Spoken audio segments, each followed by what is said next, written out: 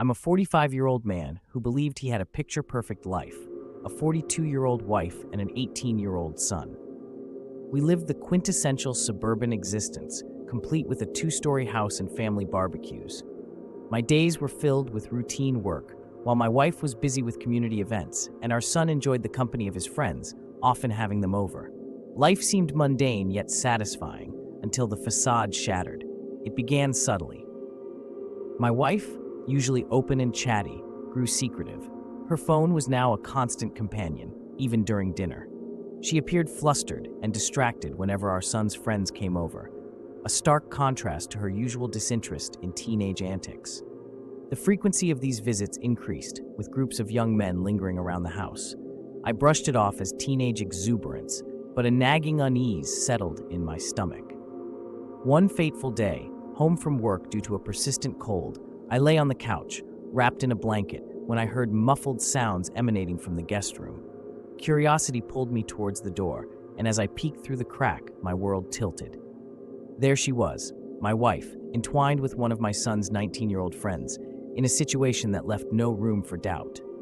My breath caught, and I stumbled back, my mind racing, heart pounding.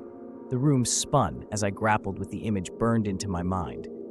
I retreated quietly, desperate to process the betrayal. That night, as the house settled into its usual quiet, I confronted my wife.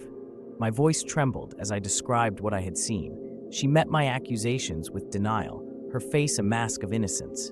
It was a misunderstanding, she insisted, her calmness unnerving. Her refusal to acknowledge the truth made me question my sanity, even as the memory remained vivid. The atmosphere at home grew tense, an invisible wall erected between us. Determined to uncover the reality, I installed discreet security cameras, hidden in corners and shelves. Over the next weeks, the footage confirmed my fears, numerous encounters between my wife and my son's friends. Each clip was a dagger, twisting deeper into the trust I had once cherished. The betrayal was undeniable, my world collapsing under its weight. With irrefutable evidence in hand, I confronted her again, this time with the videos. Her defenses crumbled, tears streaming as she admitted to everything, citing loneliness as her excuse. Each word was a blow, yet the confrontation was only beginning. Our son, overhearing the tumult, demanded answers. The truth exploded, leaving him shattered. His trust was obliterated, his relationship with his mother altered forever.